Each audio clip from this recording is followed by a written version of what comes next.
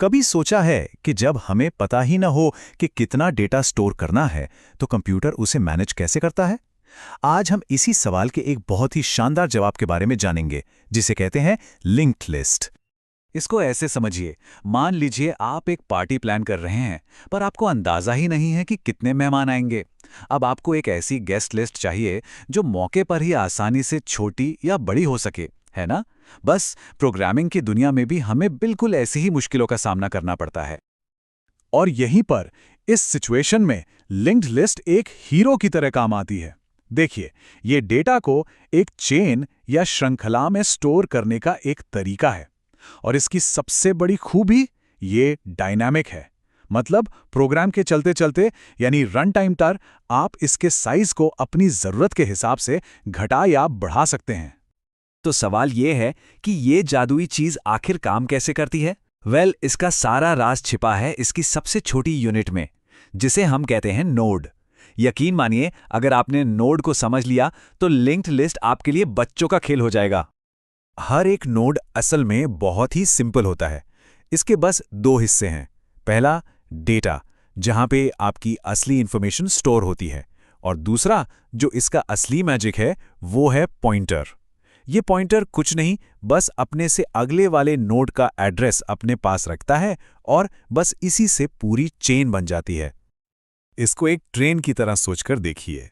हर node train का एक डिब्बा है। डिब्बे के अंदर बैठा है डेटा, यानी हमारे पैसेंजर्स, और हर डिब्बे में एक कपलिंग या हुक है। वही हमारा पॉइंटर है जो उसे अगले डिब्बे से जोड़ता है।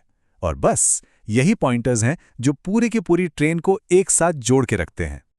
अच्छा, तो क्या सारी लिंक लिस्ट एक जैसी होती हैं? जी नहीं, बिल्कुल नहीं। ये जो नोड का बेसिक आइडिया है ना, ये इतना फ्लेक्सिबल है कि इससे कई अलग अलग तरह की लिंक लिस्ट बन सकती हैं। चलिए जरा कुछ टाइप्स पर नजर डालते हैं। मोटे तौर पर देखें तो तीन मेन टाइप्स हैं। पहली है सिंगल लिंक्ड लिस्ट, जो एक वन वे स्ट्रीट की तरह है, आप सिर्फ आगे ही जा सकते हैं।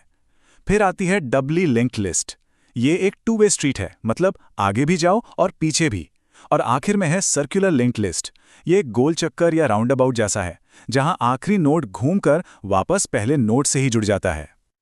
अब देखिए, हर डेटा स्ट्रक्चर की तरह यहां भी एक ट्रेड ऑफ है। मतलब हर सिक्के के दो पहलू होते हैं। लिंक्ड लिस्ट कुछ चीजों में तो जबरदस्त पावरफुल है, लेकिन इसकी अपनी कुछ कमजोरियां भी हैं। तो चलिए इसके फायदे और नुकसान दोनों को समझते हैं। तो फायदे क्या क्या हैं? सबसे पहले इसकी डायनामिक नेचर, साइज को कभी भी बदल सकते हैं। दूसरा, चेन के बीच में से किसी को निकालना या नया डालना बहुत बहुत आसान है। ये मेमोरी का भी काफ़ी स्मार्ट तरीके से इस्तेमाल करती है। और तो और स्टैक्स और क्यू जैसे दूसरे डेटा स्ट्रक्चर्स बनाने के लिए तो ये एकदम परफेक्ट बेस है। सुनने में तो ये सब बहुत बढ़िया लग रहा है ना? लेकिन इस जबरदस्त फ्लेक्सिबिलिटी की एक कीमत भी चुकानी पड़ती है। तो आखिर वो क्या कमियां हैं? तो अब बात करते हैं नुकसान की। पहली बात, हर नोड में जो वो एक्स्ट्रा पॉइंटर होता है, उसके लिए थोड़ी ज्यादा मेमोरी लगती है। दूसरी बात, किसी एक नोड तक पहुंचने में यानी ट्रावर्सल में कभी-कभी थोड़ा टाइम लग सकता है। और सबसे बड़ी कमी, आप सीधे जंप करके किसी भी नोड पर नहीं पहुंच सकते। नहीं, आपको हमेशा हमेशा शुरुआत से ही आना पड़ेगा। चलिए, ये जो रैंडम एक्सेस नहीं है वाली बात है ना, इसे थोड़ा और खोदते हैं। ये लिंक्ड लिस्ट की सबसे बड़ी लिमिटेशंस में से एक है। मान लीजिए हमें लिस्ट के 5वें नोड पर पहुंचना है, तो कैसे पहुंचेंगे? इसका जवाब है कि कोई शॉर्टकट है ही नहीं।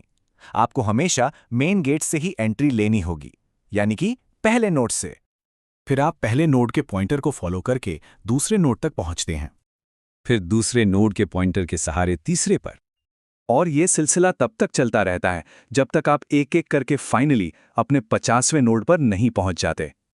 इसी प्रोसेस को कहते हैं सीक्वेंशियल एक्सेस। याद कीजिए, एरे में तो आप सीधे बोल सकते थे कि मुझे इंडेक्स 5 का एलिमेंट दो, पर लिंक्ड लिस्ट में ऐसा नहीं होता।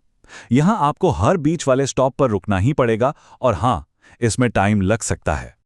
तो इतनी कमियों के बाद भी लिंक्ड लिस्ट को समझना इतना जरूरी क्यों है? आखिर इसका असली इस्तेमाल होता कहां है? ये सब इसलिए मायने रखता है क्योंकि लिंक्ड लिस्ट सिर्फ एक डेटा स्ट्रक्चर नहीं है, ये एक बिल्डिंग ब्लॉक है, एक नींव का पत्थर है। इसी के ऊपर ट्रीज और ग्राफ्स जैसे बड़े और कॉम्प्लेक्स डेटा स्ट्रक्चर्स की इमारत खड़ी होती है। आप इसे एडवांस्ड प्रोग्रामिंग की दुनिया का लेगो ब्लॉक समझ सकते हैं। अगर इस पूरी चर्चा से सिर्फ एक लाइन याद रखनी हो तो वो ये है, लिंक लिस्ट डेटा की एक डायनामिक चेन है जहां हर कड़ी के पास अपनी अगली कड़ी का पता होता है। बस। तो अगली बार जब कोई ऐप इस्तेमाल करें या कोई वेबसाइट चलाएं, तो एक पल के लिए पर्दे के पीछे काम कर रही इन अदृश्य चेन्स के बारे में जरूर सोचिएगा। सोचिए, अगर ये इतने सिंपल, जुड़े हुए नोड्स इतनी कॉम्प्लेक्स चीजें बना सकते हैं, तो फिर संभावनाएं कितनी होंगी।